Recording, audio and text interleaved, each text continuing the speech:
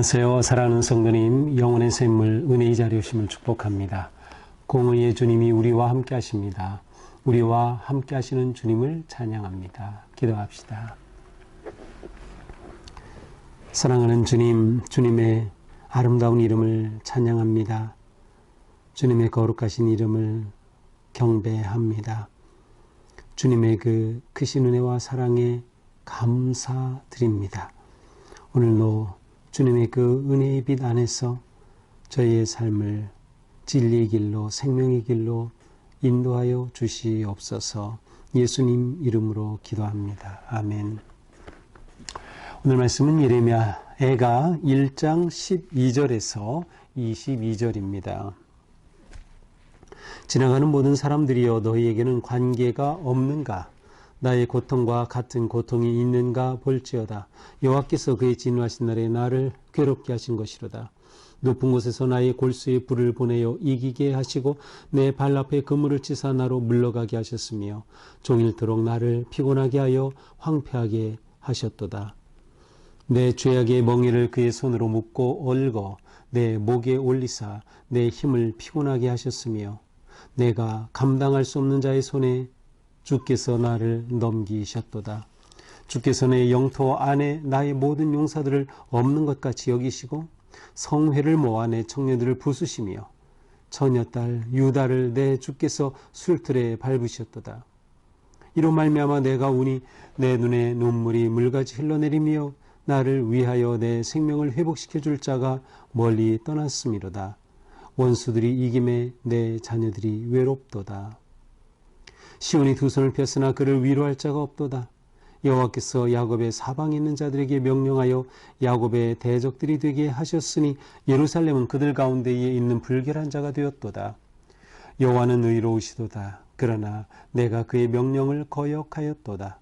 너희 모든 백성들아 내 말을 듣고 내 고통을 볼지어다. 나의 처녀들과 나의 청년들이 사로잡혀 갔도다.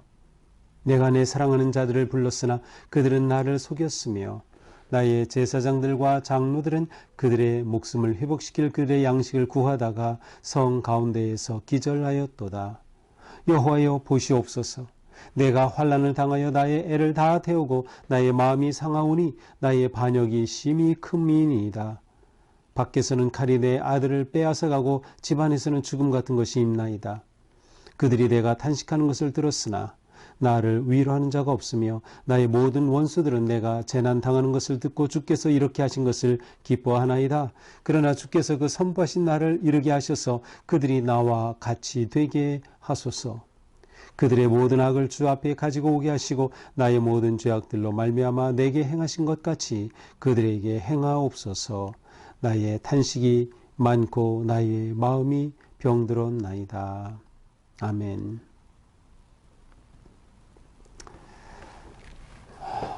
나라가 멸망한 슬픔과 고통과 아픔은 무엇으로 다 표현할 수 없습니다. 오늘 본문에서는 예루살렘이 혹은 시온이 사람인 것처럼 의인화하여서 3인칭으로 표현하던 것이 오늘 12절에서는 1인칭 직접 확법, 1인칭이니까 뭐예요? 나. 그래서 마치 사람인 내가 토로하고 고백하는 그러한 형식으로 그 슬픔과 고통을 표현하고 있습니다. 12절부터 보죠. 지나가는 모든 사람들이여 너희에게는 관계가 없는가? 나의 고통과 같은 고통이 있는가 볼지어다. 여호와께서 그의 진노하신 날에 나를 괴롭게 하신 것이로다. 자, 시온이 나라고 하는 그러한 사람 1인칭으로서 표현하고 있습니다. 여기에는 시온의 그 격한 감정의 호소가 있죠. 탄식이 있죠. 여기에는 말할 수 없는 그 고통의 절규가 담겨 있습니다. 지나가는 나그네들에게 말하죠. 너에게는 관계가 없는가? 이렇게 고통당하는 우리를 보고서 그렇게 못 본 채 할 것인가? 내가 지금 겪는 고통과 같은 그 고통이 너에게 있는가? 그런데 이 고통은 여호와께서 진노하신 날에 나를 괴롭게 하신 것이다. 바로 이 고통이 어디에서 왔는가를 정확하게 알고 있습니다. 이 고통은 유다가 스스로 자초한 것인데 그것은 바로 여호와 하나님께서 진노하셨기 때문인 거예요. 그래서 13절은 바로 여호와가 주어가 되는 것이에요. 높은 곳에서 나의 골수의 불을 보내어 이기게 하시고 누가? 여호와께서. 내 발 앞에 그물을 치셔 나로 물러가게 하셨으며 누가? 여호와께서. 종일토록 나를 피곤하게 하여 황폐하게 하셨도다. 누가? 여호와께서. 그렇죠. 하나님께서 뼛속까지 그 고통을 더하시고 덫에 걸려 넘어지게 하시고 피곤하여 황폐케 하셨다라고 토로합니다. 더 나아가 내 죄악의 멍에를 그 손으로 묶어 내 목에 올리셔서 내 죄의 짐을 내 목에 올려서 그 무겁게 힘들게 피곤하게 하셔서 내가 감당할 수 없게 강한 자에게 주님께서 나를 넘기셨도다. 강한 자 누구죠? 바벨론이죠.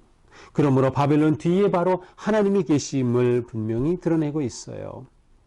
이것은 주님이 행하신 심판이에요. 주께서 나를 넘기셨도다. 15절에서도 주께서 내 영토 안에서 주께서 술틀을 밟으셨도다. 그렇습니다. 이 모든 것은 주님이 하신 일이에요. 바벨론을 사용하셨을 뿐이죠. 주님께서 용사들을 몰아내셨고 전쟁을 일으켜 청년들을 부수셨고 죽임을 당하였고 마치 술틀에 밟듯이 유다를 짓밟으셨다라고 표현하고 있습니다.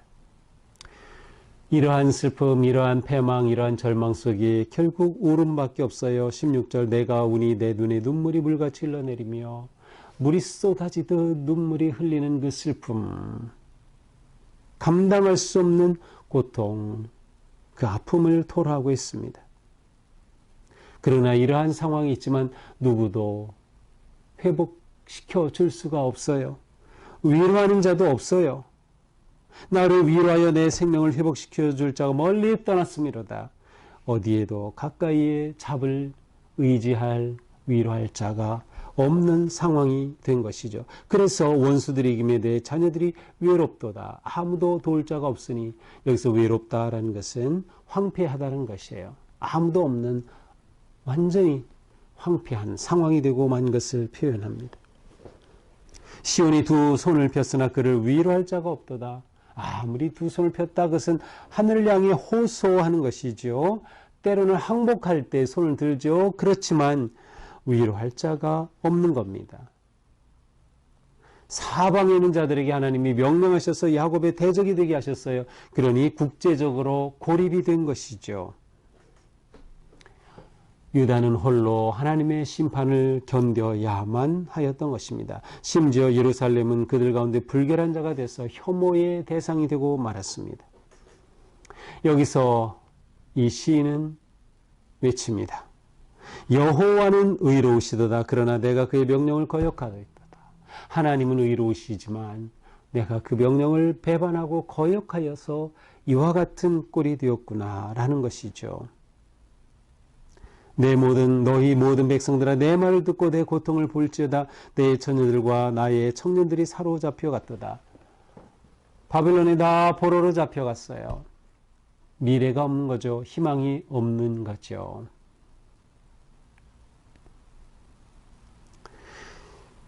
더 이상 무엇도 할 수 없는 그러한 완전히 황폐화된 상황이 그대로 드러나고 있습니다. 심지어 19절 내가 내 사랑하는 자들을 불렀으나 나를 속였다. 제사장들과 장로들은 그들의 목숨을 회복시킬 양식을 구하다 성 가운데서 기절하였다. 기절은 소멸하다, 죽는다. 제사장들도 다 소멸하고 장로들이 다 죽고 지도자들이 다 죽은 거예요. 내 사랑하는 자들, 이것은 동맹국들이에요. 곁에 있던, 그래서 함께 힘을 합쳐서 맞설 수 있었으면 좋을 텐데 다 유다를 떠나버린 거죠. 오히려 바벨론과 하나가 되어서 유다를 무찌른 거예요. 그러니 어디에도 도움을 의지하고 구할 곳이 없이 된 상황이죠. 자, 20절부터 22절까지는 이러한 상황에서 간절한 간구의 기도입니다. 여호와여 보시옵소서. 내가 환난을 당하여 나의 애를 다 태우고 나의 마음이 상하오니 나의 반역이 심히 금이니이다. 여호와여 보시옵소서. 하나님이 나를 좀 봐주시면 그래도 희망이 있을 것 같은데 견딜 수 없는 고통 가운데 외치고 있습니다. 밖에서는 아들이 죽임을 당하고 포로로 잡혀가고 집안에는 죽음이 가득한 그러한 절망적인 상황. 내가 탄식하는 것을 그들이 들었지만 위로하는 자가 없다. 어느 누구도 유다 편이 되어주지 않는 거예요. 오히려 원수들은 기뻐하고 있어요. 주께서 이렇게 하신 일을 기뻐하고 있어요. 그것 봐라, 너희 그 꼴이지. 하나님께서 택하셔서 세우셨던 그 유다, 이스라엘의 영광은 다 사라지고 만 것이죠. 이런 상황에서 시인은 하나님 앞에 적들을 향해 복수하시기를 요청합니다. 뭐라고 합니까? 주께서 선포하신 날을 이르게 하셔서 그들이 나와 같이 되게 하소서. 그들도 적들도 나와 같이 이와 같은 상황이 되게 해주소서. 그들의 모든 악을 주 앞에 드러내셔서 그 죄로 말미암아 내게 행하신 것처럼 하나님도 그들에게 행하소서. 고통과 슬픔 가운데 유다는 하나님이 자신들을 심판하신 것처럼 적들, 원수들, 여기에는 바벨론도 포함이 되고 주변의 나라들이 포함이 되겠죠. 차라리 그들을 하나님께서 심판하시면 그나마 내가 마음이 후련할 텐데 라는 것일까요? 더 이상 어쩔 수 없는 상황에서 하나님 앞에 간절히 호소하는 기도로 마칩니다. 자, 이것이 오늘 본문이에요. 자, 오늘 본문에서 이 시인은 자신들이 죄로 인하여서 하나님이 심판하신다는 것을 정확하게 알고 있습니다. 그렇죠. 여호와는 의로우시다. 그러나 내가 그의 명령을 거역하였도다. 의로우신 주님의 명령을 거역하였으니 이 꼴이 된 것을 알고 있습니다. 그리고 그 사실을 고백하고 있죠. 그렇습니다. 하나님은 의로우십니다. 예레미야 이거를 보면서 우리는 계속 공의로우신 하나님을 우리는 놓치면 안 돼요. 하나님은 의로우시다. 하나님은 의로우시다. 죄와 배반에 대해 하나님은 심판하신다라고 하는 것이죠. 우리가 하나님을 떠나서는 살 길이 없는 거예요. 하나님을 배반하고서는 하나님의 말할 수 없는 구속의 은혜와 사랑을 입은 우리가 그 하나님을 배반한다는 건 있을 수 없는 일이죠.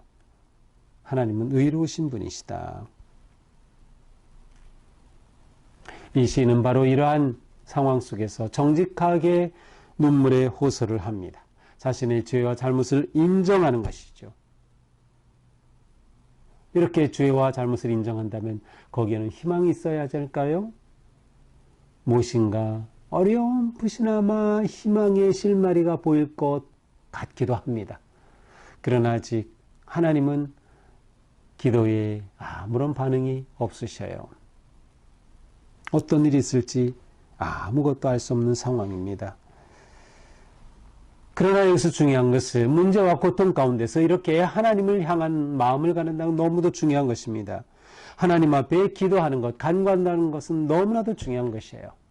비록 하나님의 심판하신 것이지만 그 속에서라도 하나님을 향하고 하나님께 간구하고 하나님께 호소하는 것은 너무도 중요한 일이고 필요한 일이고 우리가 꼭 해야 할 일인 것이죠. 그나마 거기에 유일한 희망이 있기 때문입니다. 우리는 기도할 때 때로는 하나님이 침묵하시는 것 같을 때도 있어요. 하지만 우리의 기도는 멈추어서는 안 됩니다. 기도를 멈추지 마라. 하나님을 의지하고 신뢰하며 의로우신 하나님 앞에 기도를 멈추지 말고 바로 서서 호소하며 눈물로 나아가는 것, 그것이 우리가 해야 할 마땅한 일입니다. 바로 거기에 하나님의 베푸실 은혜의 자리가 주어지지 않을까 하는 생각을 하는 것이죠. 오늘 우리의 삶이 하나님 앞에서 호소하는 삶, 하나님의 공의로우심을 인정하는 삶, 그리고 하나님 앞에 나의 죄와 잘못을 고백하는 삶, 그리하여 하나님 앞에 바르게 세워져가는, 그래서 하나님의 무서운 심판이 다 비껴가고 우리는 오직 하나님의 은혜와 사랑 안에 든든히 서서 기쁨과 평안을 누리는 그런 복된 하나님의 자녀들이 되기를 축복합니다. 기도합시다. 주님, 우리의 삶의 모든 길은 주님의 것입니다. 주님은 아십니다. 공의로우신 주님 앞에 우리가 정직하게 회개하며 우리의 자신을 내려놓습니다. 우리의 추하고 더러운 죄를 용서하여 주옵소서. 주님을 온전히 사랑하지 못한 죄를 씻어 주시옵소서.